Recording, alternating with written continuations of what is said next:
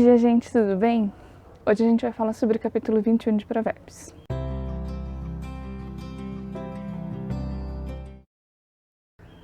O versículo que a gente vai meditar hoje é o 5, e diz assim: os planos de quem é esforçado conduzem à fartura, mas a pressa excessiva leva à pobreza.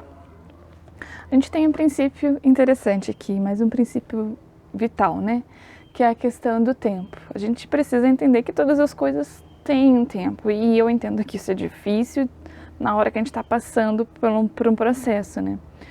E esse versículo ele é muito interessante porque ele diz pra gente que se mesmo assim, mesmo que a gente faça planos, mesmo que a gente se programe, a gente precisa ter noção de que os planos eles são parte de um processo.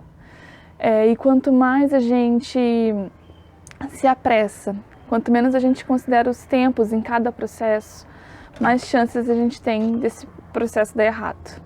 Então aqui ele diz que a pressa excessiva leva à pobreza, mas os planos do esforçado conduzem à fartura. Então aqui ele não está dizendo que essa pessoa não é esforçada, que essa pessoa não planeja.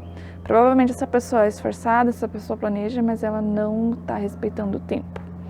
Um exemplo muito clássico e muito fácil disso é a gente pegar uma certa quantia de dinheiro e investir em investimentos que dão um retorno muito rápido, mas que são de altíssimo risco, uma pressa excessiva. E a chance da gente perder esse investimento é gigantesco, né? Porque é um risco alto, um risco muito alto. Ou então qualquer outro tipo de coisa que a gente faça, qualquer tipo de investimento que a gente quer retorno rápido. Eu sou nutricionista, vocês já sabem disso, eu acho que a maioria pelo menos, né?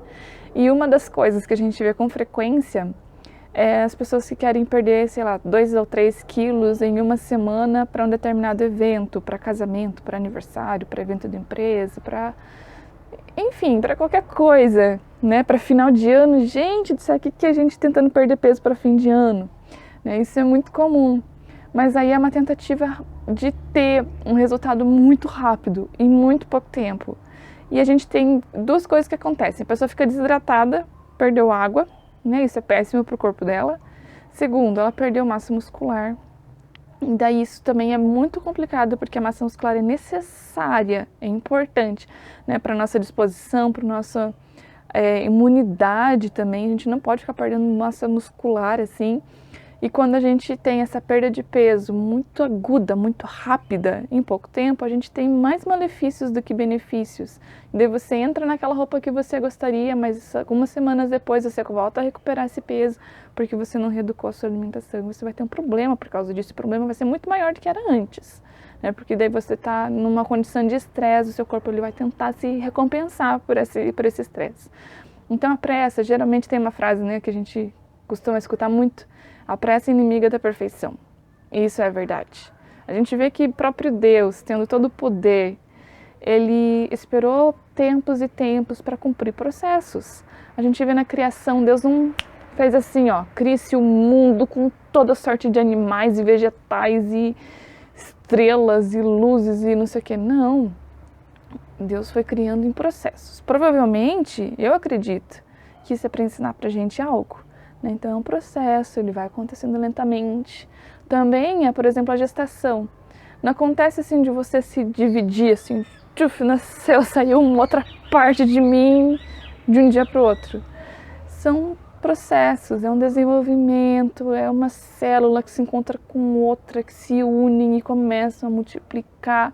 E começa aquele ser que é invisível, passa a ser visível. É invisível olho nu. Passa a ser visível, passa a ser grande, de repente está andando pela terra, nasce, né? E começa a andar, falar, andar por aí e, enfim, tem todo um processo que acontece no nosso próprio nascimento, na nossa própria formação, né? E isso não pode acontecer apressadamente. Se uma criança sai do útero antes da hora, isso vai ser um problema. Não tem como você fazer uma gestação em 4 meses e meio, isso não acontece, precisa ser 9 meses. Não tem como a gente encurtar determinadas coisas, elas precisam acontecer no tempo próprio. E a gente vê que, por exemplo, Jesus, para ele vir, ele teve um tempo determinado para ele vir. E isso é fantástico, porque demorou, olha, as últimas profecias, entre 400 anos aproximadamente, que Deus ficou em silêncio com o povo de Israel. Pensa, está escrito que Jesus veio na plenitude dos tempos. Tinha um tempo certinho para ele vir. Não era antes, não era depois, era naquele tempo, para aquelas pessoas daquela época viverem, experimentarem a existência de Jesus andando, caminhando entre elas.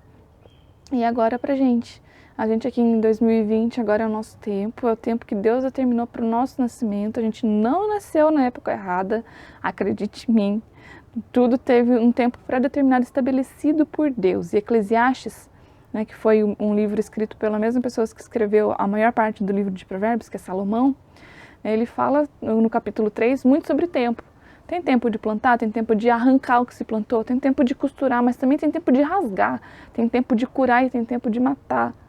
Sim, existe um tempo para determinadas coisas e tem exatamente uma duração para cada coisa. Está escrito que existem estações e essa é mais uma marca que Deus colocou para nós na Terra. Existe o tempo de primavera, existe o tempo de inverno, existe o tempo de verão, existe o tempo de outono. E se não for assim, ou se a gente quisesse, por exemplo, mudar, não, eu gosto muito do verão, quero deixar ele mais longo e quero deixar o inverno mais curto, a gente teria efeitos péssimos para o mundo como um todo, né, para a Terra. É necessário que haja esse equilíbrio. A gente precisa se segurar de verdade, porque essa questão da pressa excessiva é algo muito comum na nossa existência, na nossa época. A pressa excessiva, ela vai nos levar a tropeçar. Então respira e entenda de Deus o que Ele quer de você nessa época. Eu lembro que a Elizabeth Elliot, ela tem uma frase muito interessante, ela foi uma missionária muito expressiva na sua época, né? E hoje em dia ela deixou um testemunho maravilhoso. E às vezes perguntavam para ela o que ela pensava para o futuro, né? O que será que Deus estava reservando para ela, os lugares que ela precisava ir, as pessoas que ela precisava influenciar.